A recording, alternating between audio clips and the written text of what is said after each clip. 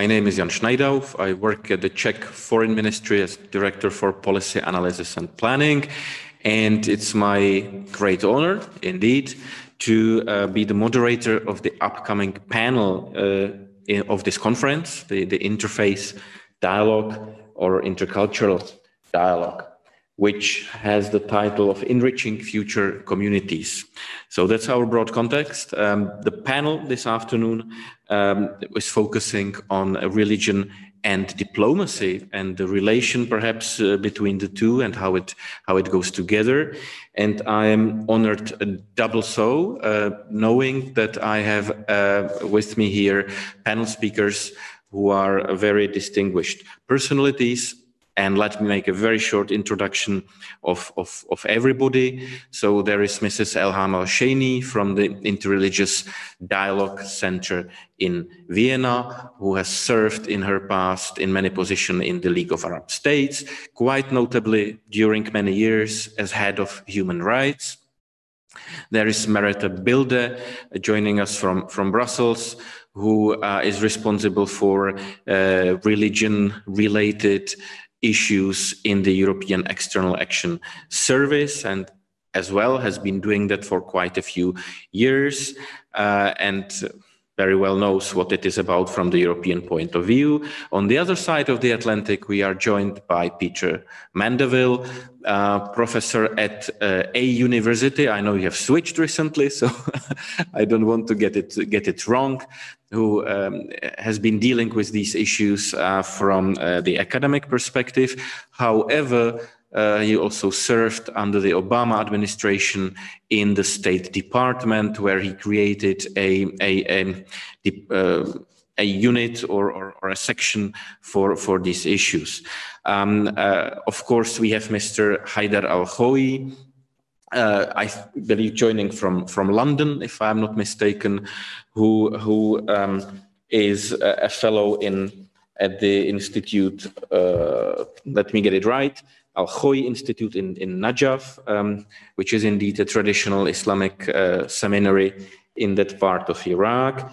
And he works also at the Chatham House and the European Council on Foreign Relations. Last but not least, my good colleague, Robert Řehák, here in Prague, who is special representative at the Foreign Ministry for interreligious dialogue, as well as Holocaust issues. That's by means of introduction. I would suggest that we jump straight into the topic that we have, which I find really, really exciting. Religion and diplomacy, obviously two very different things at very different levels from different worlds, if you want. And there are a number of questions on that. Some of us here on this panel are diplomats. Many people around the world who are diplomats are in one way or another engaged in religion-related exchanges, discussions, negotiations, and so on. So I think we should have some basic clarity on how the two things relate to each other, in fact. Can religion be part of diplomacy, or perhaps be made part of diplomacy? And is it simply always so because each and every diplomat has a religious background which sort of guides them?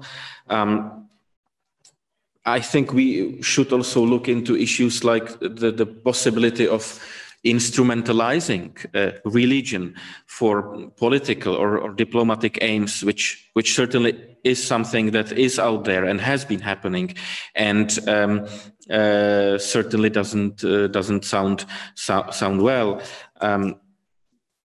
And we can also think about religion as the object of diplomacy, in the sense that many things in politics today have religious background. So political actors and diplomats do want actively, I believe, to deal with religious issues as part of a comprehensive picture. I don't want to be too long. I want to be a modest moderator. So let me just say, I hope we can look at what is the situation today, but also what are possible dangers or promises. So how all these things could develop in near future, but also what we would like them to be. In a sort of normative manner, what we think is the right interplay against religion and diplomacy. And my final word is, unfortunately, I think we are unable to escape from the rather abhorrent and tragic events of the past weeks, all of them religiously motivated with significant political spillovers.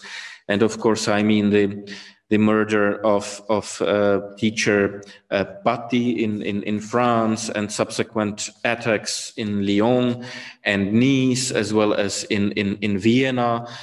So that doesn't make our current reality a particularly nice one, or the perception of it. At the same time, there have been positive developments. Let me just mention the Israeli-Arab Abrahamic Accords.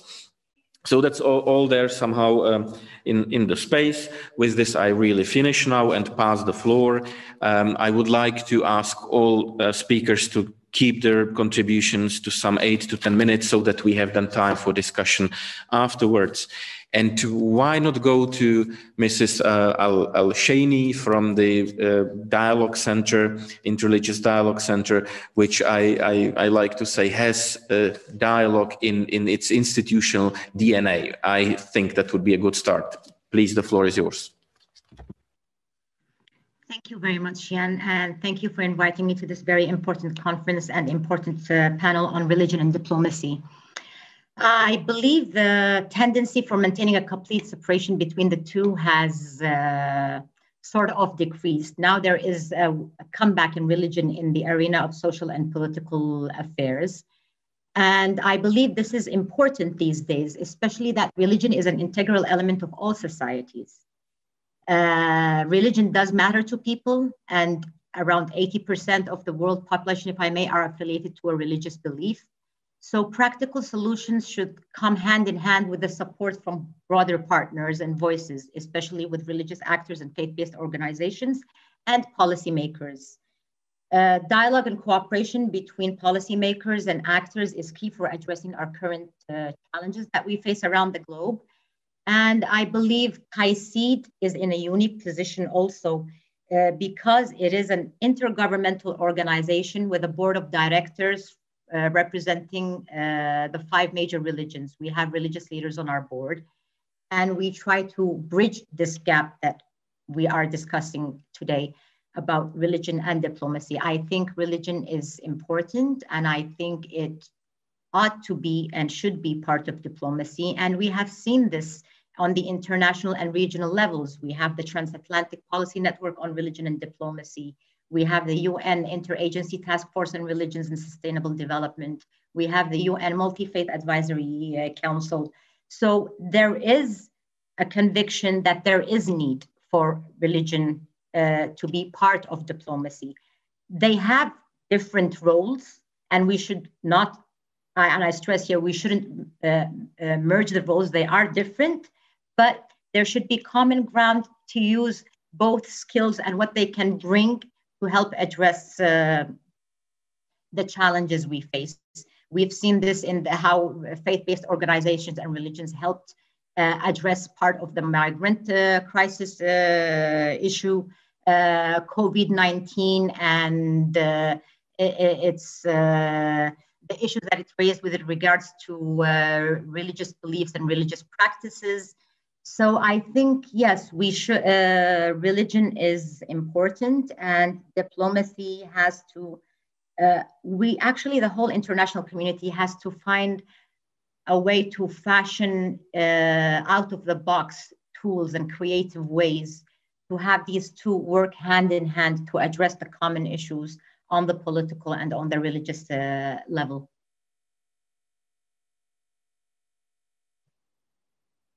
Thank you very much indeed for the nice introduction and the initial thoughts on this uneasy topic.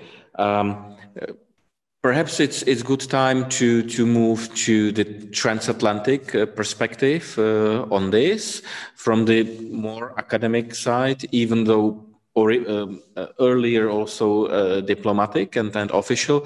And with this, I would like to pass the floor to you, Peter, Professor Mandeville, please. Thank you very much, Jan, and good morning and good afternoon to all of you. It's wonderful to share this platform with so many good friends and colleagues with whom I've collaborated over the year. And thank you to the Czech Foreign Ministry for convening this space and giving us the opportunity to have this important conversation. I follow my colleague Elham in recognizing the importance of the intersection of religion and diplomacy, not simply as a question of academic interest or a question of analytical curiosity, but rather one that has very profound practical implications for the way that we conduct diplomacy and the way that we make foreign policy. And I think that when we turn to our colleague Merete Bilde from the European Union's External Action Service, we'll come to have some insight into how various governments have thought about this question. As you mentioned, Jan, in your introduction of myself, I come at this question from two perspectives. One as an academic and a student of foreign policy who has observed over the last couple of decades the increased interest on the part of policymakers around the world in questions of religion.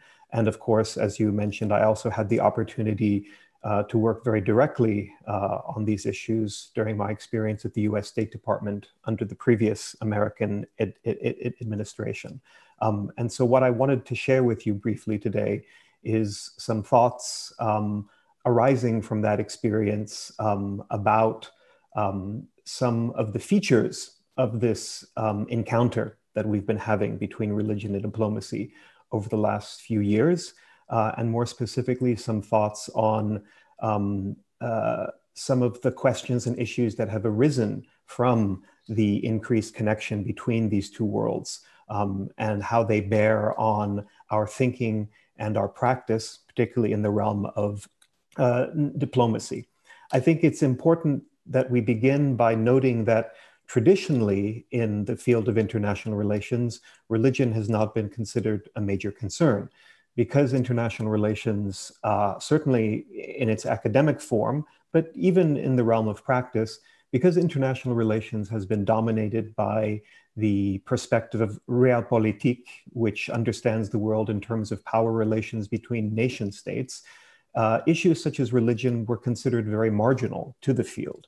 It's only really, I think, after the Cold War, with the emergence of a number of conflicts in various regions around the world where religion seemed to be an aspect of those conflicts, and with the emergence of discourses such as Samuel Huntington's famous Clash of Civilizations, that issues such as religion entered the picture.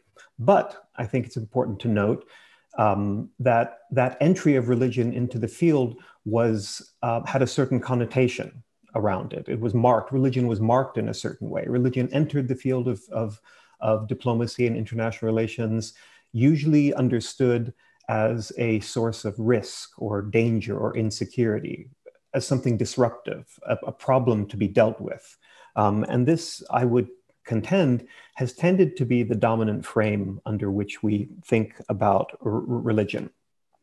The approach that I have become involved in and that I want to talk about briefly today is a rather different one. It tries to move away from some of the kind of standard frames that we place around religion, as I just mentioned, as a source of danger or insecurity on one hand, or another common frame we find in the practice of international relations, although one with a rather different valence or feel to it, is of course the promotion of freedom of religion or belief, or FORB. So, these have been the two dominant areas in which religion has entered the field of diplomacy.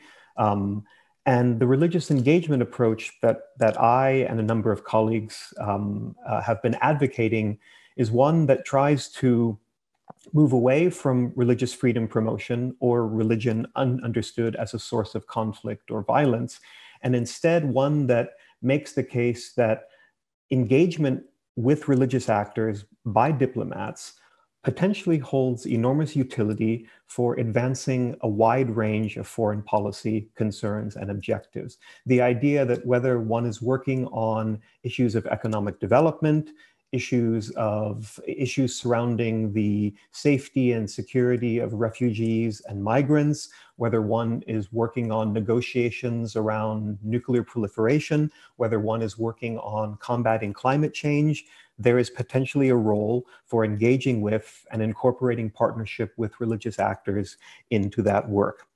So this is the type of paradigm that we've been working to advance.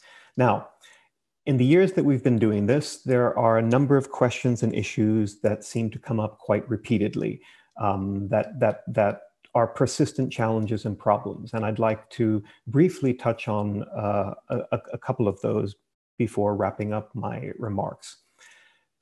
Every time we have a meeting or a conference about religion and diplomacy, one thing that everyone present seems to agree on is the idea that we need to increase religious literacy among diplomats. The idea that because religion is relatively unknown in the field of diplomacy, and because diplomats may bring certain assumptions or stereotypes to the table when thinking about religion, we need to provide some basic level of education and training around these issues. And I, of course, absolutely agree with this.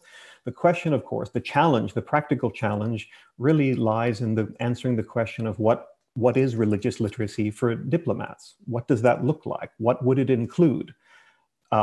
We all know that policymakers and diplomats are very busy. They have minimal bandwidth for professional development and taking in new information, much less being trained in something as complex and vast as religion. So if we only have minimal opportunities to insert some familiarity and basic information, what should that be? Should we be training diplomats in the basic fundamentals of world religions? Should we be teaching them the basic belief systems of major world religious traditions? That's one possible aspect of religious literacy. Or should we be spending this valuable time teaching them about how religion intersects with some of the most common and most important policy issues? This is another way of thinking about religious literacy. Or a third way, should we be trying to teach them about some of the etiquette and protocol issues that surround engagement at the ground level with religious actors, the do's and don'ts of protocol and communication and meeting with religious actors? All of these things are potentially part of religious literacy. And I think we still need to figure out what kind of information and practical skills need to be conveyed to diplomats in this regard. I think also the second of the two challenges that I want to touch on briefly surrounds managing misperceptions that some diplomats, particularly those who may be more skeptical of religious actors and engaging religion, managing some of the misperceptions they may have. I think that sometimes this rather new field of religious engagement, when it's brought into a building full of skeptical bureaucrats and policymakers, sometimes this approach is misunderstood as one that is trying to promote religion, or that is trying to suggest that religion is somehow inherently a positive force, or that all issues in foreign policy and diplomacy should be understood through a religious lens. This is absolutely not the case. I think that the guiding mantra that we need to operate with here is the idea of right-sizing our understanding of religion. That is, when we approach and analyze issues in world politics, in the world of diplomacy, we need to make sure to bring out and identify those situations where religion is part of the picture, but is being neglected. But on the other hand, we also as diplomats concerned with religion, need to identify those situations where religion is presumed to be the dominant issue, but is not necessarily actually the best explanation for what is going on in the realm of society or politics in a given part of the world. So this idea of right-sizing religion is something that's very important. And to make it clear that we are cognizant of and aware of some of the risks and complexities that undoubtedly do surround engagement with religious actors, and that we are not taking a normative position with respect to religion. We're not saying that religion is good, but we're not saying that religion is bad. We're saying that religion is relevant, that it is a force around the world that in one way or another, according to Pew Research Center polling, shapes the worldview and the daily life of some 84% of the world's population. And as diplomats, we ignore that at our peril. Thank you very much, Jan, and I look forward to our discussion. Thank you very much, Peter. Indeed, very insightful. First of all, I wonder whether you might have another go in the U.S. administration should things change in Washington in the next few hours. But let's leave that aside for now. Thank you indeed for pointing out the much potential that religion holds for the world of democracy. Potential is my word I'm now using, but that's my description. Many people can most likely read very different things into this potential, and I'm sure we come into that in the discussion later on. Thank you for underlining the need for education, as well as that one should not be in the space of normative approaches, promotion of religion or suppression and so on. The right-sizing word is also an interesting one. I'll stop here and I pass the floor to the next speaker, and I'll say still that you and the next speaker, Merete Bilde, are bound together by the Transatlantic Policy Network on religion and diplomacy, of which Robert is also a member of, which is indeed, as you indicated, a forum for long-term discussion on these issues. So your European counterpart, Merete, may I pass the floor to you, please? Certainly. Well, first of all, thank you very much for inviting me to give the perspective as seen from Brussels, as seen from within the External Action Service. And I will dive right in and try to remain targeted on your quite different questions, whether religion can, should, and what does it mean to be a 21st century diplomat? What kind of skill set, mindset do you need to have to navigate the world as is, and not just according to what you've been taught at school under different academic paradigms that seem, as Peter also very well mentioned, have sort of reduced the role of religion and identity. So I will start by saying religion matters. Whether we like it or not, it matters. But it's also very important that we take a step beyond that and say we have to be clear on what religion is. Peter asked us about what is religious literacy, what is it we want to aim at? Well, before we do that, I'd like to say that for us, it's very important to not make religion one set thing. Religion exists through people. Religion is religious leaders, religious actors, but it's also far more. Religion is theology. That's not our field. We look more at the intersection. And I think from the European perspective, we are not yet there where we jump in full of enthusiasm to look at sort of the potential of religious engagement. We walk more cautiously, and we've been walking for quite a while actually, where we look at religion as an identity marker and a worldview, and make sure that we ourselves are cognizant and knowledgeable of our own sort of way of viewing the world, so that again, we become better diplomats. When I say we are not new to this field, I don't want to brag, because again, we have walked into this a little bit backwardly out of necessity, so making virtue out of necessity. The whole thing for the EU level started in the mid-2000s, very much at the backdrop of both 9/11, but also the Alliance of Civilizations and these issues. And we started from a very functional, pragmatic point of view, because we realized that some of these issues, which we did not recognize as being religion per se, but sort of intercultural, cross-cultural tensions, cartoons, et cetera, were making the way up the policy agenda. So in order to make sure we didn't each sit in our capital, we set up a informal group, which we call the like-minded group, where we looked at various issues that were topical at the time. That experience helped us to unpack this nexus that I think is very important to understand, that it's not religion per se, it's religion and diplomacy, and see what kind of challenges that lie in there. Much of what we did was hands-on comparison of different policy challenges that was thrown our way. We exchanged concrete ideas as to how to develop policy in this field. Peter said that very rightly that sometimes religion comes as primarily pigeonholed through one policy area.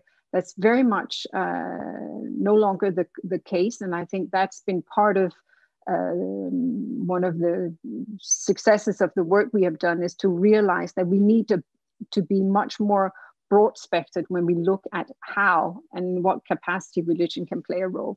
And that led also then later on to the setting up of TPNRD, where Peter and I played an instrumental role, and which today has its 5th anniversary. And I think we can maybe later come into what kind of lessons we have learned. But I think it's not so much whether we do religion, it's how we do it.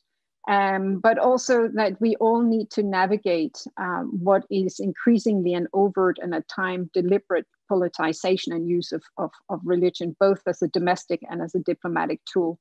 And that we have also seen in recent days over the very sad events in France and in Austria. So sometimes it's not just a question of right sizing, it's also a question of taking religion out of the equation where it's not relevant. And I think that's something that might be worthwhile discussing. Inside the EAS, we have been doing a lot of training on the issues of religion and X. This has sort of snowballed to the point where our Secretary General, Helga Schmidt, has instructed us or encouraged us to make sure that we step up this work, also to address it with senior staff. And that I think is very important, because many of our senior officials had sort of their formative years when religion was put in a box and the key was thrown away. It's part of the reason why today we have this topic as a regular feature of the diplomatic ambassadors conferences. We make sure that we also adapt some of our modules to people who have even less time and for whom another Zoom call is absolutely awful, but so that we make sure that we have sufficient understanding in, say, religion mediation, the case of Southern Thailand or Afghanistan, etc., that we can make ourselves smart enough to tap into all resources at our disposal. I will end by saying that one thing that I think is very important today is to understand also where religion sits in between the sort of governmental space and the civil society space. We have for a long time been looking to see, whether we instrumentalize religion or rather whether we do religion or religion does us. And I totally agree with Peter, we ignore it at our peril, but we should really walk into this with eyes wide open. The Europeans are often accused of having a secular blind spot. I think sometimes Americans can be accused of having a too pro-religious mindset. So how do we navigate this space, and how do we find the right balance? We don't always think alike, and that's not the game either. The point is not to think the same. The point is to be able to navigate and make yourself as relevant. And if you acknowledge that religion plays a role as an identity marker and a worldview, then you will acknowledge that it has an impact on social and political action. And that in terms also of government projection of religion as a soft power and as a smokescreen. I know that Pew gets quoted time and time again, but seriously, I don't know what 93 or 92% of this means in terms of actual practice. So you identify, but what does it mean? How does it play out in the streets of Basra? How does it play out in Bosnia? How does it play out in Brussels? So that's one of the things that I think we need to be more humble, less in love with the discipline. It should not be something as sort of a standalone thing, but something really that serves the purpose. And I think, if I may just end on saying, one of the things that we have had the pleasure of working on is to make sure that we are smarter in understanding the way that religion is in fact an integral part of civil society. And whereas we look at the sort of global dialogue on these issues, it's very much down to a question of tension, repression, radicalization, etc. But when you bring it down to the civil society aspect, and when you allow for sort of a bottom-up approach, allowing also for self-inspection, you sometimes get a quite different view. And I think that kind of diversity, that kind of knowledge that stems from the grassroots is something that we policy people would be well advised to listen to. And I'm here referring to our freshly launched global exchange platform on religion in society, which the subsequent speaker has also been involved with. So maybe that's a nice tie over to the next speaker. Thank you very much. Many thanks indeed, dear Merete. It's great to take from your contribution inter alia that the attention to the relevance of religion has really been growing in Brussels, and I believe also elsewhere. And just to highlight another aspect, you mentioned the humbleness that we should have, because as you are saying, there are so many open questions. The phenomena are not well defined as static things, but things change, and there are so many questions that we should continuously try to answer on a running basis, and listen to various players and constituencies and so on. Very important. But as you said, a great occasion here to pass the floor to the next speaker, Mr. Al-Khoui, who I think has been developing some thoughts of his around this threat of instrumentalizing religion, using it as a tool for particular aims. So the floor is yours. I hope we have you. I don't see you in the gallery. Let me pass the floor to you, Mr. Al-Khoui. Thank you very much, Jan, and good afternoon to you all. And I'd also like to thank the Czech Ministry of Foreign Affairs for hosting this conference. It's a pleasure to be on this distinguished panel today, looking at the nexus between religion and diplomacy. And my comments will mainly focus on how this plays out in the Middle East, and of course, looking at how religion has been instrumentalized for political reasons by both Western and Eastern actors, and really there is no innocent party when it comes to instrumentalization of religion. The Islamists do it very well, but also the secular states do it very well for very different reasons, of course. I should begin by saying, of course, religion is already part of diplomacy and has been for hundreds of years, whether this is explicit or implicit. But clearly, states have been becoming much more sophisticated in their understanding of religion and in its instrumentalization to either shore up domestic support for domestic reasons or push foreign policy agendas. Of course, we saw this most clearly in the British colonial divide and conquer strategy, which pretty much shaped the Middle East, and we're still living with the ramifications of those decisions 100 years ago. There was a very interesting conversation between Lord Kitchener in 1915, by the way, more than 100 years ago. Lord Kitchener, who was the British Secretary of State for War, and his advisor, Mark Sykes, who of course is known for the infamous Sykes-Picot agreement. So Kitchener asks Sykes, and I quote, "Wahhabism does that still exist? To which Sykes replies, I think it is a dying force. So how exactly is my question? How exactly did the dying force in the desert in the early 20th century transform so much of the Muslim world, and how Islam is seen by the rest of the world?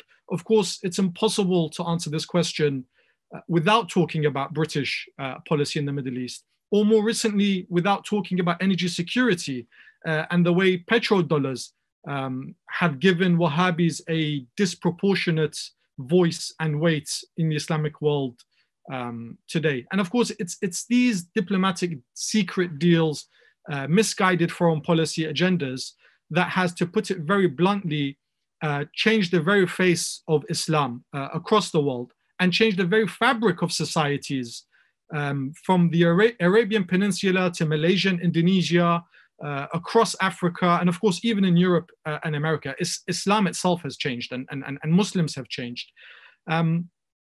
Now, usually high-level politicians, they are often clueless about religion and about how religion is instrumentalized. One of the most famous examples, Winston Churchill, the former British Prime Minister, the British installed a man as king in Iraq. They took a prince from Saudi Arabia, they installed him as king in Iraq, and months after he was king, Winston Churchill asks one of his aides, is this king Shia or is he Sunni? In other words, he doesn't even know the sectarian identity of the man the British installed as king. And of course, again, more recently, President Bush in Washington knew very little about sectarian identity or Islam before invading Iraq. But here's the point. Policymakers at an institutional level do very much understand how religion works. And unfortunately, they have often been part of the problem and not part of the solution. One very clear example, a WikiLeaks cable from 2009 from the American embassy in Damascus. Now, bear in mind, this is 2 years before the so-called Arab Spring, where the diplomat writes very clearly back to Washington that sectarianism is a means to destabilize the Syrian government. And it's very honest in the way he writes this cable, that we need to work more closely with some Sunni governments to stoke sectarian tensions in Syria, again, as a means of destabilizing the government there. So as we rightfully place this discussion in the context of increasing terrorist attacks in Europe, I think we need to note that whilst we condemn the Islamist terrorist attacks in Europe, we often forget that European states themselves were arming and funding jihadists in countries like Libya, in places like Syria, because they had a clear agenda of overthrowing Assad or overthrowing Gaddafi. And this isn't new. The policy of regime change justifying arming the jihadists is what we saw in the 80s in Afghanistan. And Hillary Clinton in Congress has been very open about this. The US was very successful in expelling the Soviets from Afghanistan, but at what cost? The jihadists they funded and they armed and they trained came back to haunt them very tragically on 9/11. And actually, it's remarkable just how much foreign policy agendas dictate what the general public in Europe and in America see as good or bad.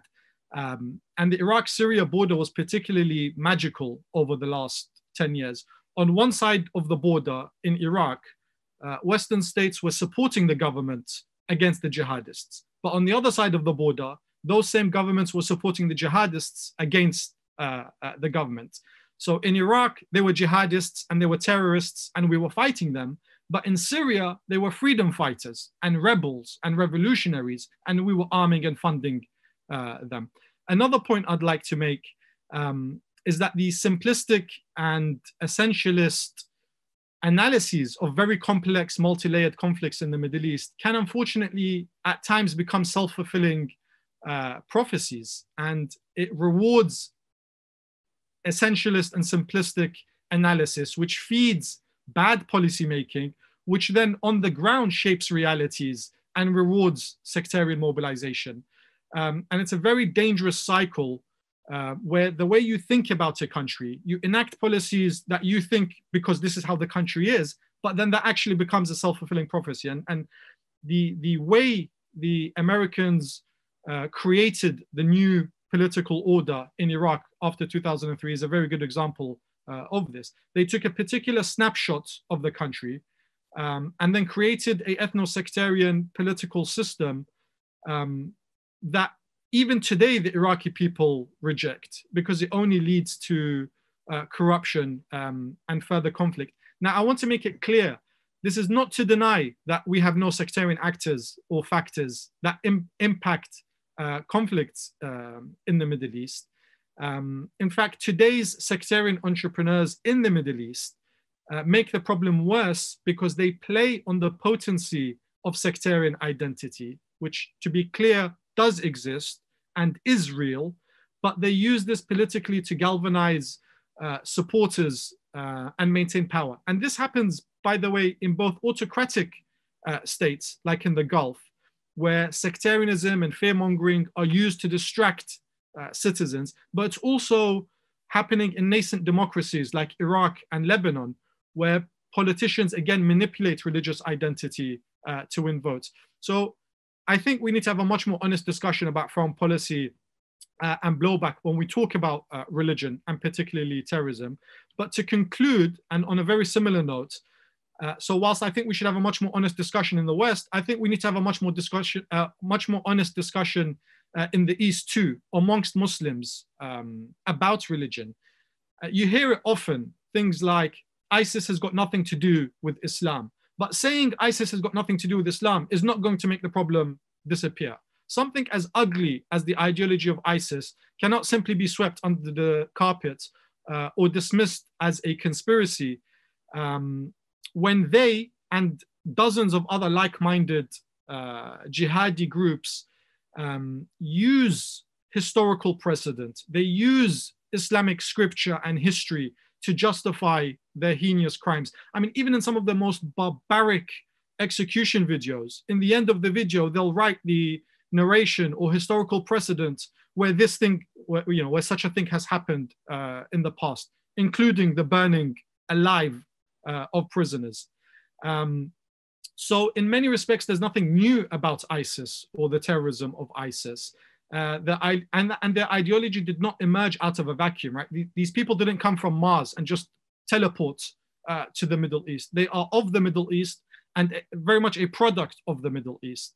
But I don't think this is a task that can even be undertaken by Western powers, because it needs to be sorted from within by Muslims for Muslims. But I think we need to do much more as Muslims to contextualize religious texts and take away the oxygen away from religious extremists by more proactively challenging the history and religious justifications and scripture and narrations and heritage which we have.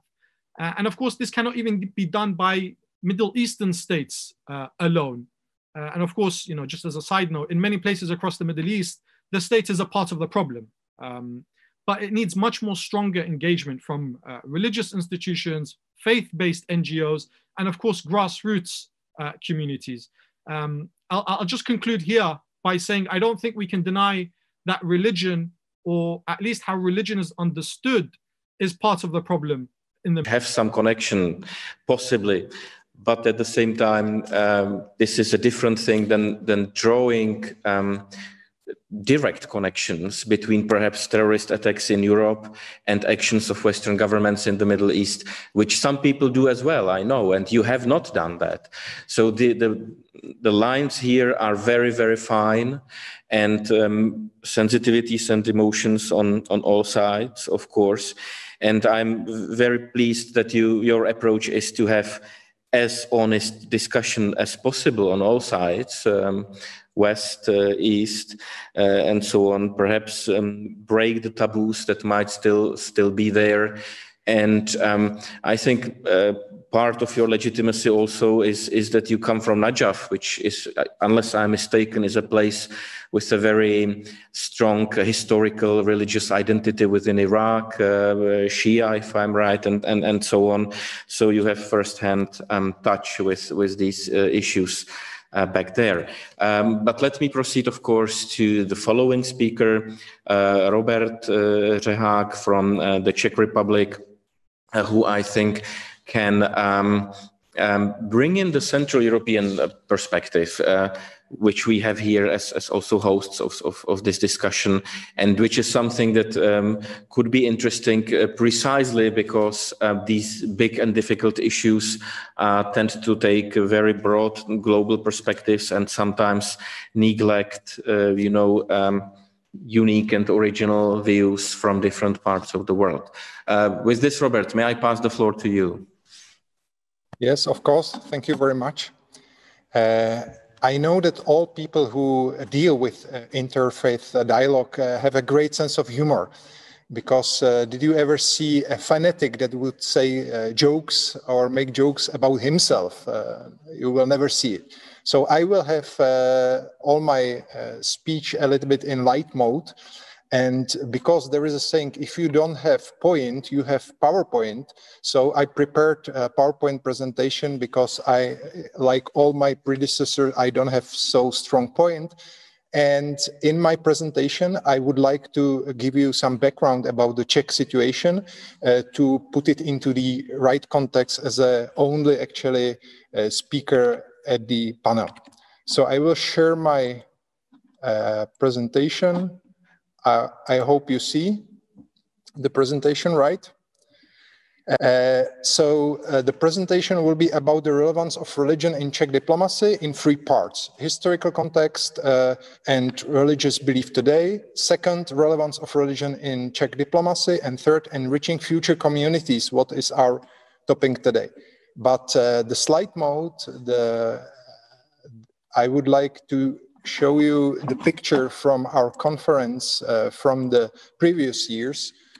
I'm now in the big hall of the Černín Palais. This is from previous years. This is from today. This is quite different reality, but I'm very happy that in spite of this difficult situation, we don't give up and we do the things, even not in presence, and I'm looking forward next year that we can meet here. The historical context, it's not so known that actually the first mentioning of Muslims and Jews here in Prague is from year 965. The Ibrahim ibn Yaqub actually came from Cordoba to up to Middle Europe, and he on the road he wrote something like diary book, and he wrote that he came up to the city Fraga, because in Arabic there is an OP, and there are Muslims from Turkey and Jews. And this is actually the first touch of these 3 communities of belief. All the kings afterwards, like Charles IV, were very religious. Charles IV actually had a vision that Prague should be not only geographic center of Europe, but also spiritual center of Europe. And that's why he used also religion and mysticism. For example, here you can see the number with which he built the Charles Bridge, which is the code for 1357, 9 of July, 531. It's even numbers which goes like bridge. We had very strong religious tradition. You may heard about Jan Hus in the 15th century, who was burned up to the death. And we had also very strong Jewish-Czech relation in this country. And our first president, 1918, Tomáš Garrigue Masaryk, is known also for his strong support to all beliefs. He actually gave his own money to found the Oriental Institute of what is today under the Academy of Sciences in 1922. Also, not so known part of the Czech history is Alois Musil, who was the Moravian theologian, who became excellent Orientalist and explorer with very interesting life. And President Masaryk went into the Middle East. He went into Jerusalem. He met there not only with rabbis, but also you can see here the mayor of Jerusalem, Nashashibi.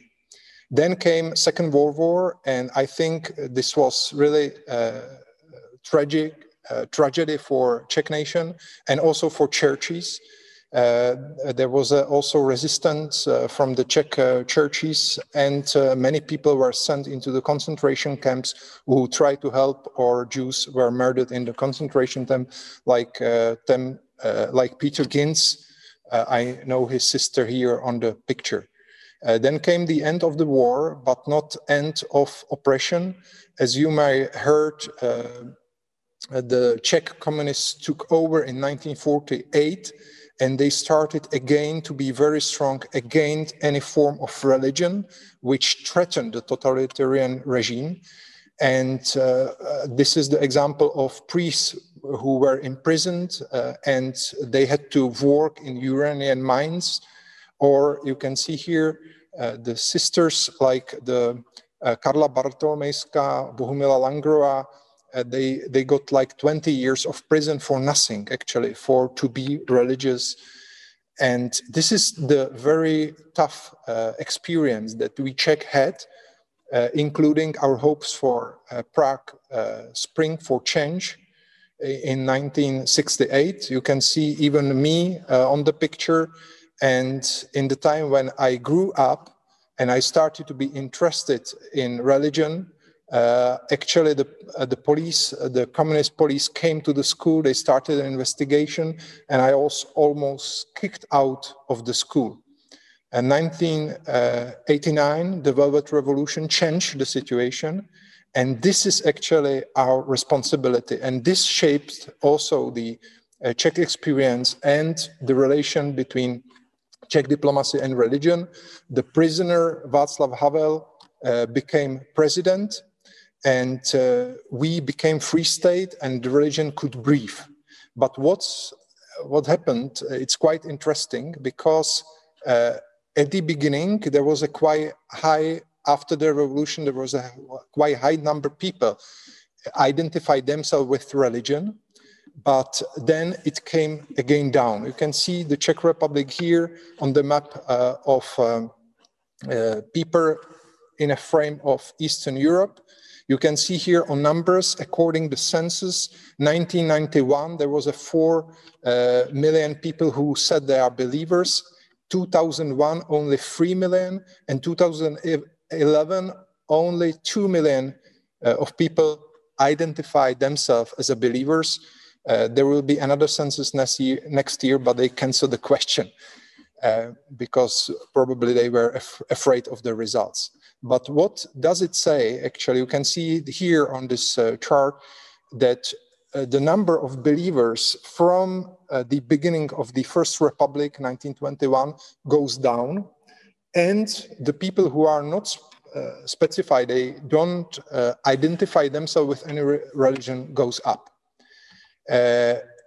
What it means for Czech diplomacy, it means it can be seen as a disadvantage, but also it can be seen as an advantage. And this is exactly my point. Czechs actually can try to mediate the interfaith dialogue without any influence and without to be accused that they bring another religion into some situation on ground, or because we are such a small nation, nobody would think that we have some imperialistic thoughts or wishes. What's another point? Excuse me, I need to ask to come to your conclusion slowly. I will come to my conclusion. I will jump just through the main work of the Czech diplomacy in the field of interfaith dialogue. I will come to the last point, actually, and what is the point of the Czech diplomacy today, enriching future communities.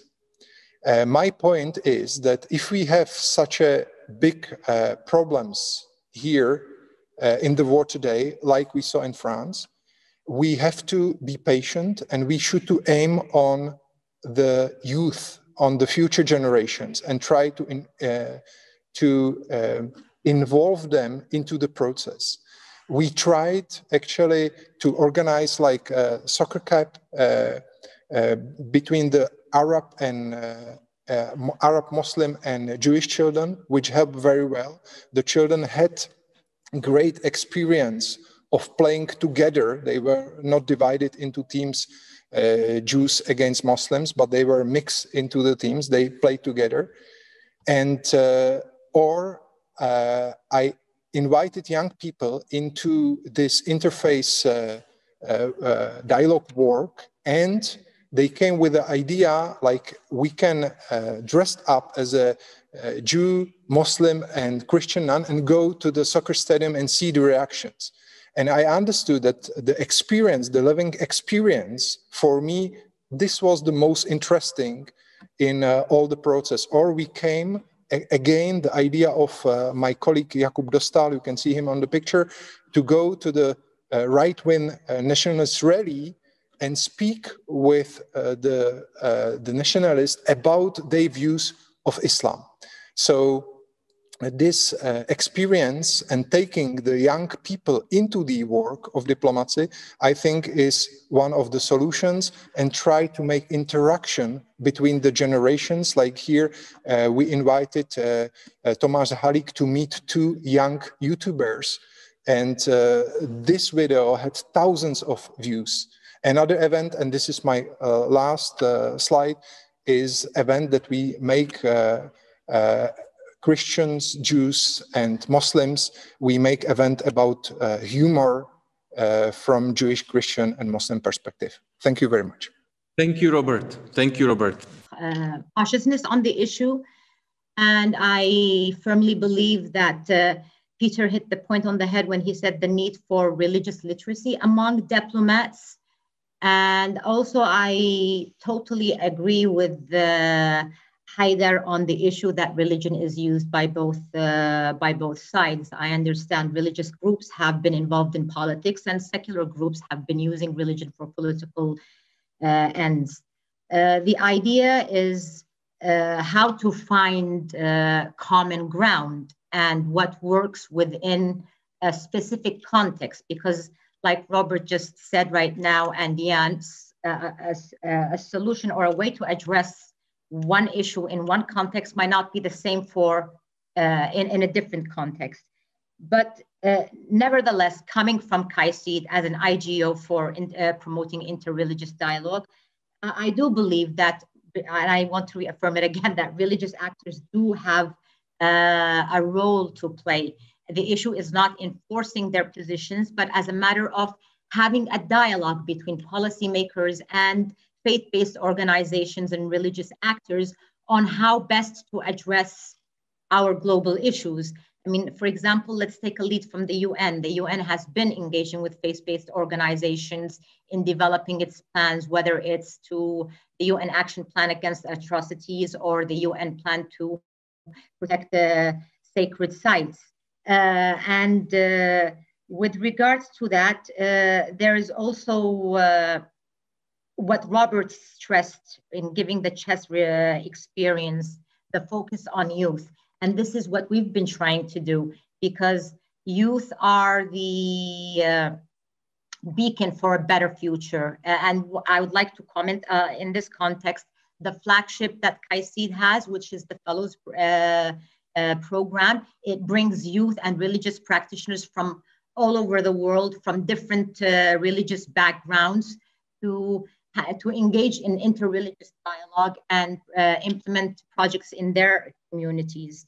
Also, having the debate that Haidar said, it's not just a discussion in the West, but there's got to be a discussion in the East and a discussion between the two also.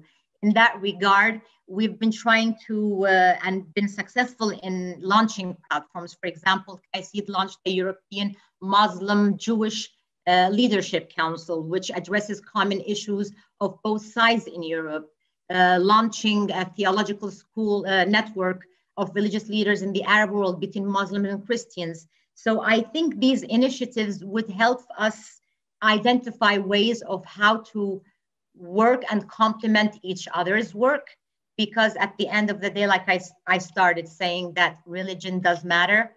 And if religion does matter, we ought to have religion contribute in addressing our issues. Thank you. Thank you very much. The focus on youth and the future with it is something I think which we couldn't run away from even if we wanted. That's there. Unless there is a wish to react to what was said, Merete, okay, please. Yeah, I just wanted to thank Robert for an absolutely astounding and great presentation. My point is, when I see the last picture, fun and joy, if we can humanize, if we can make each other see each other as for what we are and laugh with each other rather than laugh at each other, I think we've reached a bona fide. We had a meeting recently in the advisory body that we have set up to help us roll out the exchange platform on religion and society, where one of the advisors, who happened to be a rabbi, said, religion is like a good wine. When you drink it, it makes the meal better. You share it, it creates a good atmosphere. But if you have too much of it, it gives you a headache. Now, he can say that, I can't. And I think that's something that I just wanted to say in the importance of humanizing the other, of laughing with instead of at. And that's maybe something also relevant to today's situation that we find ourselves in. On the very historic parcours that Khalid gave us, I think one thing that I ask myself is, when I see we are now plus 10 years almost to the Arab uprising, when I see the dynamics in some of these Muslim majority societies and see what happens in the street, people rise up, be it Sudan, Algeria, Lebanon, or Iraq. I'm not sure to what extent religion is really the potent there. And I think the more we can get to understanding the real issues that lie behind some of this, like governance, lack of decent living, police brutality, etc., we will make a big step forward if we understand that. And that's also why, addressed to Elham, religion and politics have not always been separate in Europe either. We have Christian Democrats. It's very funny, the moment we start talking about Muslim Democrats, we are told what to think. When we look at political Islam, and I think it happened, well, it doesn't matter, but some foreign visitor we had said, you almost deliberately misunderstand us. You put the emphasis on the religion, on Islam. We put the emphasis on religion. And that's why if we don't understand, and if we deliberately misunderstand or let ourselves be led down a path where we misunderstand what is at stake, that this is not about religion, this is about a worldview that informs how different people act in different contexts. And that's why I think there's a lot also to be learned from further east. Nothing is perfect, but we do have different models. And I think that's very, and lastly, I would just say, the more we talk about this as a method rather than a mantra, the better it is. Keep repeating religion matters doesn't help anyone. We need to see where, how, and which are the partners that we can work with. Thank you, Jan. Indeed, thank you very much. Let me then come to questions from our audience, and I will try to connect two of those questions because I think it's deserved. The question says, speaking of misconceptions, there is perhaps a broader question, how to teach such a complex belief system and practice to people with little time. And then the other question says, what can be done by Western countries, but I think it can be asked symmetrically, how they could engage diverse Middle Eastern actors in a proactive way, but also how the Easterners can engage perhaps actors in the West. I would see it symmetrically. But the questions aim at what can we meaningfully do with the knowledge that there is a very complex reality and that all the essentialist, simplistic analyses and narratives are inherently wrong, as some of you pointed out. So if we want to work with people who don't have tens of hours of time to engage in a serious study of these linkages and meanings and so on, what kind of approach would we take? What substance would we talk about, and in what ways? Of course, we would have other people who we would want to become experts in the issues, but let's not talk about that. Let's talk about people who, in general, perhaps from point of view of diplomacy or public diplomacy and so on, who we want to be more educated, with more understanding, and to work positively. But how we achieve that, given the various perspectives and the complexities? Who would like to take this up, perhaps? Robert, I see you. Please, go ahead. Yes. Feel free to raise your hands also in the meantime. I will make the order. Okay, Peter then. Robert, please. I would like to appreciate the work of TP and RD, who tries actually to increase the literacy about religion, because we speak about here about the relation between religion and diplomacy. So it's tremendous work done, and we started as a good influence here in Prague, influenced by TP and RD. Here in Prague, we started really program to educate the diplomats how to deal with the problem. But I saw that in general, it's very important to change the ways of education people according the trends. That's why I spoke about the young generation.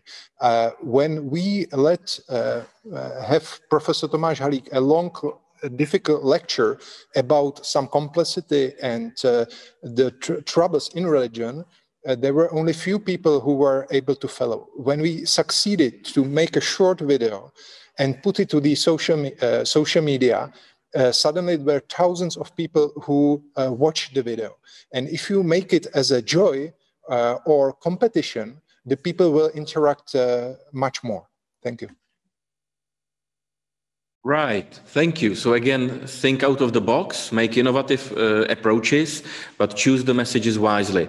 Thank you for that. I have Peter in my pipeline, and then Merete. Thank you very much, Jan. So at the United States' Foreign Service Institute, which is basically our diplomatic training academy, since 2011, we've been running a week-long course called Religion and Foreign Policy that is precisely trying to achieve this very difficult objective of helping to equip our diplomats with a better understanding of religion and some ideas about how engagement with religious actors can be incorporated into their work. Now, in my remarks earlier, I mentioned 3 possible different ways of understanding what religious literacy for diplomats might mean. I have very pronounced views on which of them is most important. I don't think that trying to teach the content of religion to diplomats is useful. I don't know that telling my colleagues at the State Department that Islam has 5 pillars, or telling them something about the nature of Buddhist or Hindu cosmology will really help them do their work. I also don't think that spending a lot of time dealing with the intricate specific details of protocol in engaging with religious actors, titles to use, forms of behavior and adab and comportment. I don't think this is useful either. We have embassies around the world who are sensitive to local cultural context, and they can advise. I think you have to begin with the issues. You have to begin by showing diplomats where engagement with religious actors is useful for helping them to advance and make progress on the issues that they already care about, to kind of change their perception and conception of where religion fits into the big picture, to, I think, correct perceptions that they sometimes have, that it's only relevant when it comes to certain parts of the world, or it's only relevant when we're talking about issues around tolerance or hate speech, or it's only relevant when we're talking about violent extremism. No, we want to help our colleagues in diplomatic agencies and services to understand that religion is an essential component of broader civil society, and that therefore religious actors need to be at the table and part of our conversation with broader civil society about how we make progress on shared goals and objectives.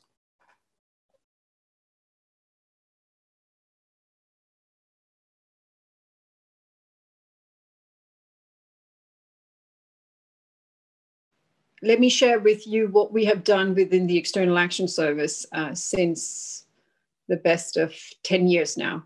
We are running various training modules where religion comes in one shape or form.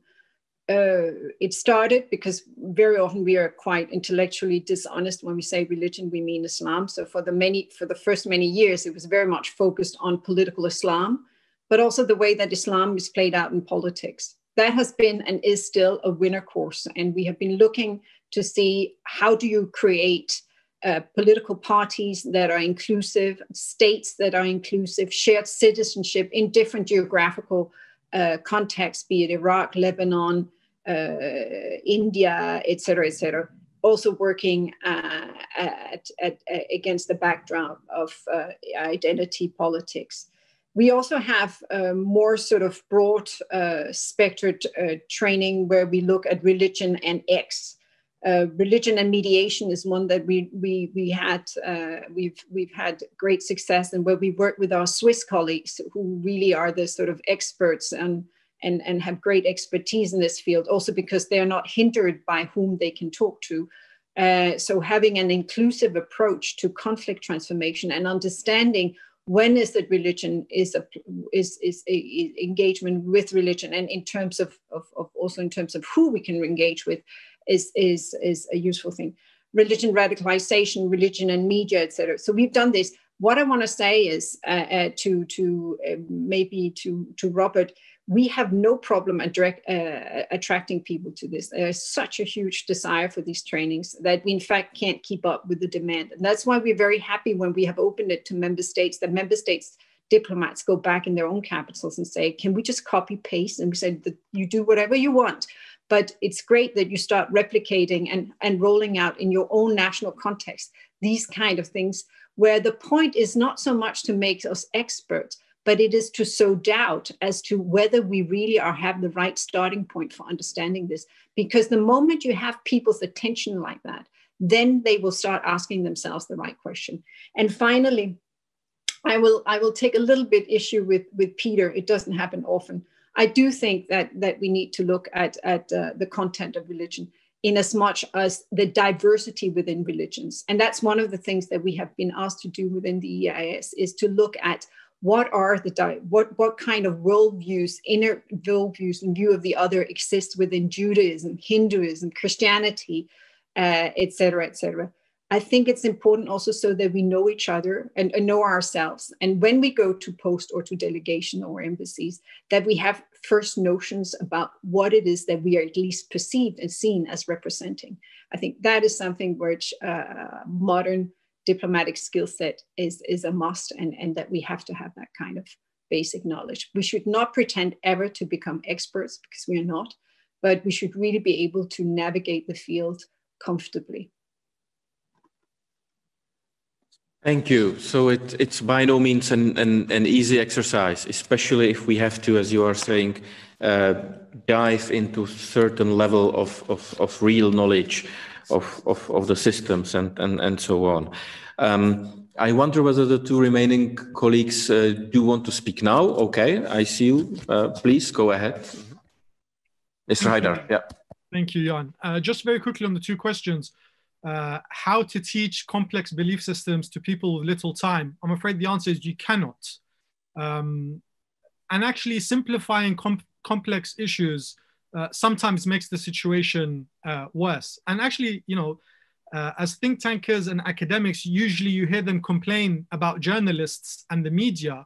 And this is one of the main criticisms, is you often have to condense very heavy material and content into very short sound bites, and this is when you usually get something wrong. So I think practitioners, diplomats should be moving in the opposite direction to understand topics in much more detail before you can then push policies. And I think it was said by Peter, if not here at a previous meeting, one of the main objectives should be do no harm. I know it's cliche, I know it's very simple, but if you start from the basis of doing no harm, I think then you can begin to understand much more deeply. On the second question, very briefly, on what can be done by Western states to engage more proactively with people in the Middle East, and of course the world at large.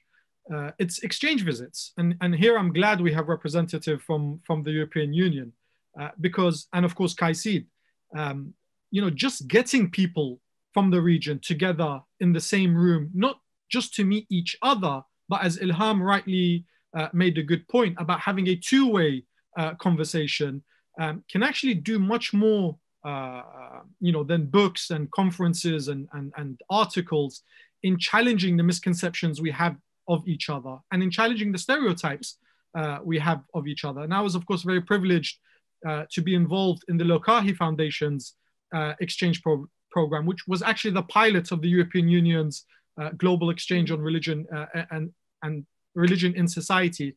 And it was a fantastic program because of the diversity of the group. And of course, diversity creates a very rich atmosphere to have these discussions in a much more light-hearted and informal setting, which is of course also important, not just to have photo opportunities and high-level conferences. So I'll just conclude by saying we do not have to reinvent the wheel. There are groups, there are NGOs, there are personalities on the ground who are already working very hard. I think we just need to do more to connect these groups together. So instead of duplicating efforts, work towards a much larger goal. And thank you very much. Thank you indeed. Okay, please, Mrs. Ilham, briefly, because then we should, yes, please go ahead, please. I'll be very brief. With regards to knowledge, Kaisid is contributing in online courses and materials that can be found on our website. So I'm not going to go into length and talking about them in terms of IRD and how can interreligious dialogue be used in peace mediation and negotiations. Also, like Haidar was saying, and also Milde and Peter, Kaisid is also a convener. We need safe spaces to bring all these people together and be able to exchange ideas and communicate. We can disagree with each other, but we respect each other's points. And at the end of the day, there will be some intersection where we can see eye to eye on certain issues and work together on that. Thank you. Thank you very much indeed. Let me take the two more questions that we have in the pipeline, and I'll take them together again because they both ask about clashes. And they are both very pertinent. The one goes like this: what if quasi-religious diplomacy clashes with human rights? And the example given is US-Saudi rejection of women's rights and women autonomy. And the other question asks about how can diplomacy help to tackle such issues as French cartoons and promote respect? How to solve visual terrorism, misuse of art in order to monger hate? So yes, the notional clash between religious principles and their use perhaps in diplomacy or with diplomacy on one side, and fundamental values like human rights.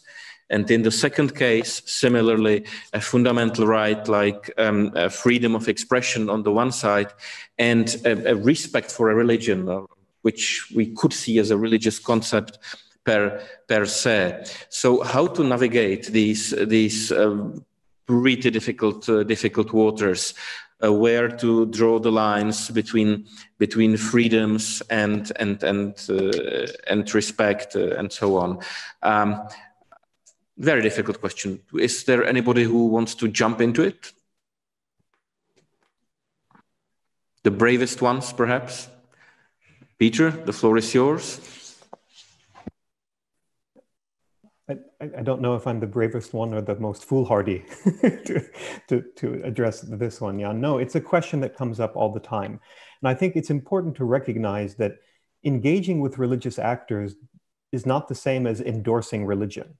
It's not the same as endorsing all of their views. And it is absolutely the case that there will be times where diplomats find that their diplomatic objectives and their policy priorities come into some tension with respect to some of the positions and values and perspectives held by religious actors that they engage with. But this is not an issue that's unique to religion. It is precisely the stuff of diplomacy that you navigate these kinds of tensions. Indeed, I would argue that diplomats by their professional training and stature, are among the most skilled people on this planet at doing that kind of work.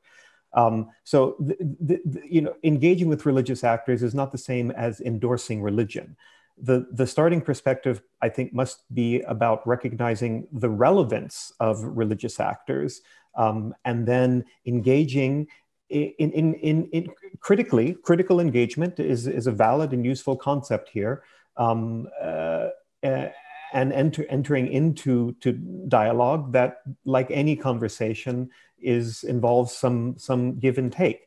Indeed, in some cases, I think engaging with religious actors is precisely an opportunity for these differences of viewpoints and opinions to come out. So I think there's a lot of space between ignoring religion entirely and accepting and endorsing every viewpoint or value that is understood to come out of religion. And it's precisely this religious literacy component that we need in order to help our colleagues in diplomatic settings to navigate skillfully through that complex middle terrain that is full of many shades of gray. Thank you very much. Indeed, a crucial distinction between engaging with and endorsing something. Who would any of you like to follow up? Merete, I see your hand, indeed. Yeah, thank you. I fully agree with Peter here, and I would just like to add on the first question, which I find extraordinarily good, is also that we must be aware of the trend that exists in modern day diplomacy of using some human rights to repress other human rights. It's one that sometimes makes our work very difficult, and it even happens in between, should I say, a more transatlantic perimeter. On the cartoons, which you preface as being French, we've seen over the best of not just 15 years, because things didn't start with the Danish cartoons. We remember other events before that, but one thing is the clash between, or the sort of competition between freedom of expression and freedom of religion or belief. It's not because you have a freedom that you don't have the responsibility to use good judgment to see where will this help to create bridges, and where will this be like pouring oil on a fire. But what I wanted to say is, when you look at what happened in France, and maybe some years back also in Belgium, we talk about terrorism sometimes with an Islamist or an Islamic preface. I think sometimes we need to understand that those who perpetrated these acts shortly before were not tremendously should we say, believers, or many had ways of life that were absolutely not conform to the general understanding of Islam. And it's also not just confined to Islam. I think it's very important to see what we experience and how it feeds off in Europe, the rise of right-wing extremism and the kind of ideology/religion codes that sometimes come in. So what I want to say is just a little bit of a caution to say, is this really committed by fervent believers, or is this committed by people who, for various reasons, are open and and vulnerable to the kind of misuse of Islam or rhetoric? And do we do ourselves a favor by making sure we have the diagnosis right before we respond? Because if we don't, maybe not indeed be ourselves pouring more oil on the fire rather than providing a fire blanket, and then go to look and see why is it these kind of things erupt continuously. Thank you. Thank you, Merete. Great point. These things should not be investigated only by police in terms of criminal forensics, but also in terms of the ideational background and what when goes on in the heads of people who get involved in these actions and so on. I wonder, the remaining three colleagues, we still have few minutes. Would you like to add your thoughts to these questions on the clashes? I've seen Robert's hand. Please go ahead, and if I may ask briefly, thank you. It will be very short. I wanted just to say that we succeeded to make a body made out of Christian Jews and Muslims. And when something happened, like in France, we succeed collectively, have a proclamation. And it's very important that the people from the interfaith dialogue say very clearly, this is not religion, because real religion means life and not taking the life from the other people. So it must be, it was not in the previous times so much that really all the communities would say strongly and quickly that it's impossible. And on the other side, actually, we should to understand more the religion, not to harm anybody. We should to learn respect each other. Thank you. Wise words from you, Robert. Mr. Haidar, Mrs. Elham, I know it would require much time to speak about these issues, which we don't have, but thank you for Mr. Haidar. The floor is yours. Just very briefly on the question of human rights and diplomacy, I think the biggest problem we have is the selective challenging of human rights abuses we see. So in a nutshell, I think we can start by not being so selective when it comes to defending human rights. Because if it's about the principles, then human rights should apply to everyone. But when people very clearly and openly see that some governments punish certain countries for human rights violations, yet allow other countries to get away with those very same human rights violations, for political or economic reasons, I think it highlights the double standards in play. But I don't think this situation is going to change anytime soon. Politics, economics will always be a priority in statecraft. So when it comes to human rights, I think the only thing we can do is just continue talking about it and continue to highlight discrepancies when we see them between stated policy and realities on the ground. You know, if something is wrong, it's wrong. It can't be wrong when China does it, but right when Saudi Arabia does it, or vice versa. There has to be the same policy applying to everyone. Thank you. Full agreement, and we should have, all of us, enough honesty and self-respect to use only one pair of glasses at looking at all situations. But this has been an eternal debate, and I realize that it's going on for decades. Mrs. Ilham, would you like the concluding word here?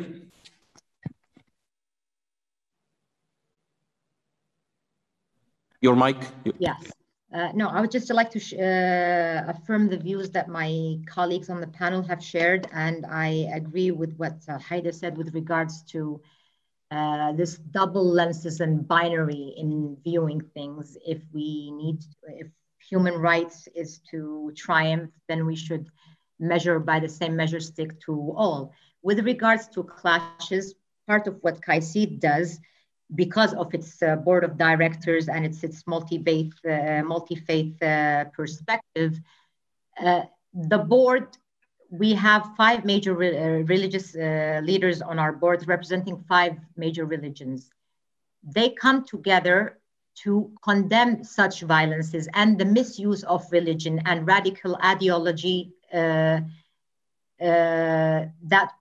uses religion to instill fear in the other and disrespect.